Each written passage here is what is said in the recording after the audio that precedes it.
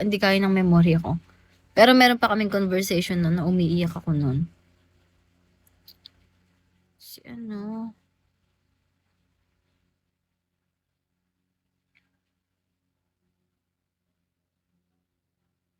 Wait lang, hanapin ko. Meron akong pic nun si Raulo. Shit, nakalimutan ko na. Ayun, kukwento ko sa inyo. Basta, tangina. Ito, ikukwento ko naman sa inyo kung bakit hindi ako pinansin. Bakit galit sa akin yun. Nung time na di ba sabi ko sa inyo, friendly kasi ako nung mga time na yun sa mga tropahan yun eh. Hindi ko alam na gusto pala akong diskartehan. Tangina, parang para sa akin, ang tingin ko sa kanila, maayos. Ang pinupunta ko pakikisama at pakikitropa tapos sila may iba pala silang balak sa akin. Pero yung balak nila sa akin is alam mo yung isa-isa or nagkakanya-kanya sila. Parang hindi alam ng bawat isa na dinidiskartehan ako ng bawat isa. Nagigets niyo ba?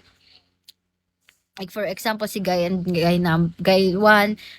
dumidiskarte sa akin. Si Guy 2, dumidiskarte sa akin. Si Guy 3, dumidiskarte sa akin nang hindi nila alam. Hindi ko alam kung hindi nila, pero feeling ko hindi nila alam eh. Not unless magkukwento ako. Hi! Hi, God. Nakalimutan ko kasi pangalan nun si ano. Pag naalala ko guys, kung nandito pa kayo bukas, papakita ko sa inyo. So, kasi nakainom kami nun, tapos nakatabi ko siya. Tapos, gumagalaw yung kamay niya. Tapos nang gumagalaw, parang may gusto nga siyang something. Kinabukasan, pinahiya ko siya, kinall out ko siya, parang, inano ko siya, di ba sa pinahiya? Parang ganun. Parang sinasabi ko, shit, ano ba pangalan nun? Kung magbabackread naman ako sa messenger, sobrang haba. Wala guys, sorry, hindi ko matandaan yung pangalan.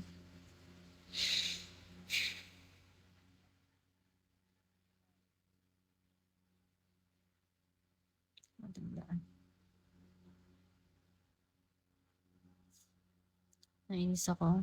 Malala na nga talaga yung ano ko. Utak ko. Memory ko. Si ano?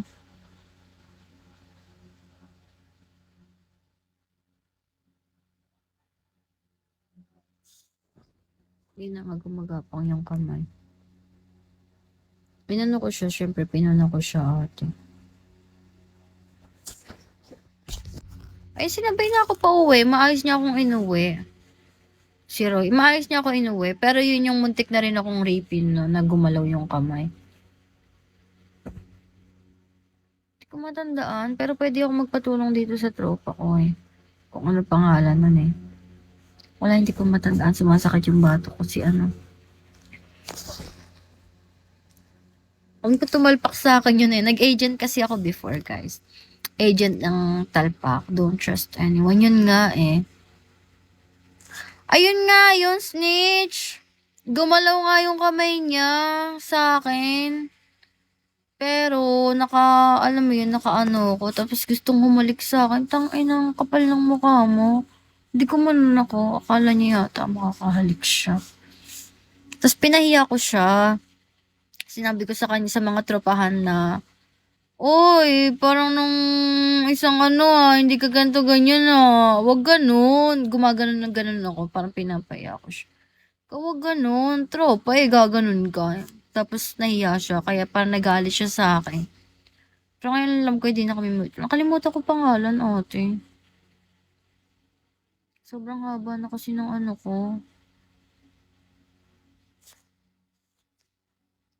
Ng messenger.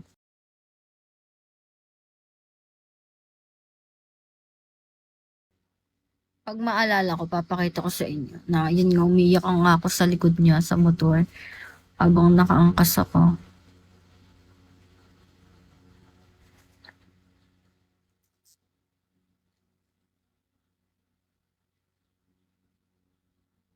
Tangina, nainis ako.